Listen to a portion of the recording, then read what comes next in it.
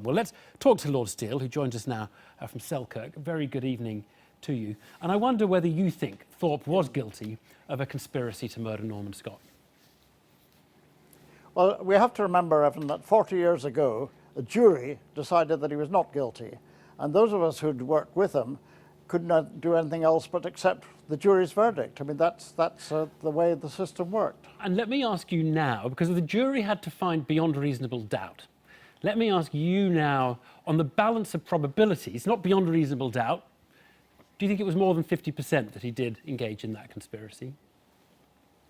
I think that a lot more has come out since the end of the trial.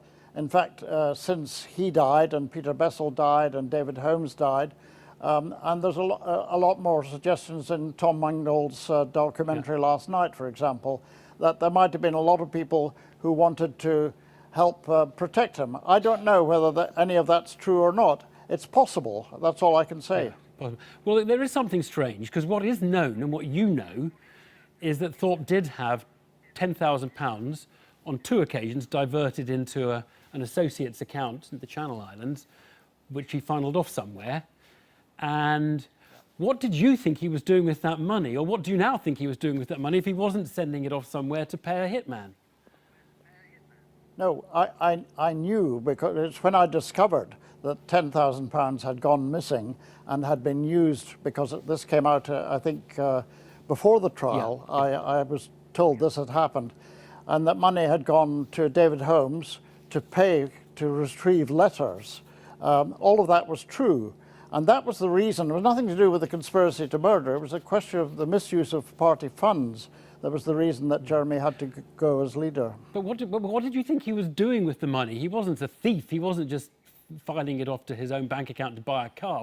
What did you think he was doing with the money? Or at least when you heard a number of people say, look, there's a conspiracy. Go on.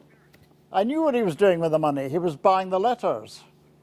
Buying the letters, not paying a hitman or anything like that? No. There's no suggestion he was using the money for that.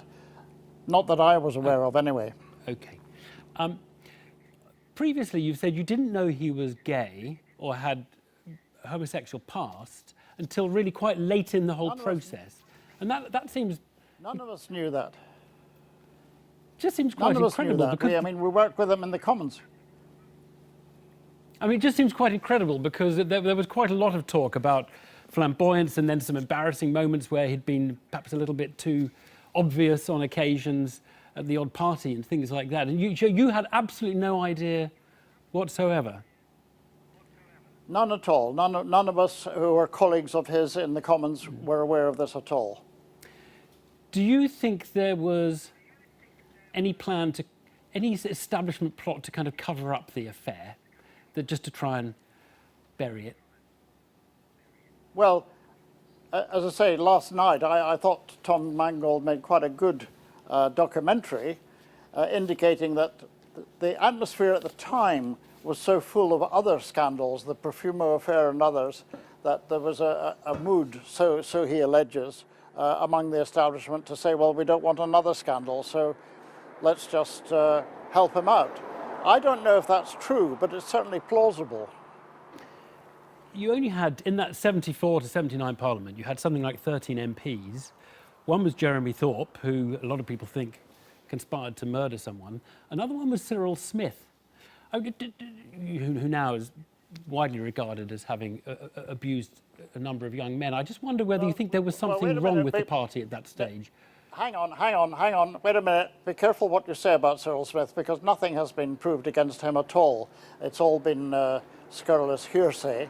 And so far, we're waiting for the final outcome of the inquiry. So it's wrong to categorise him in that way. So you don't think Cyril Smith was guilty of abuse at all at this point? I don't know, but I think we have to wait till the inquiry has finished its work. I think it's right to suddenly say that he was just because of tittle-tattle.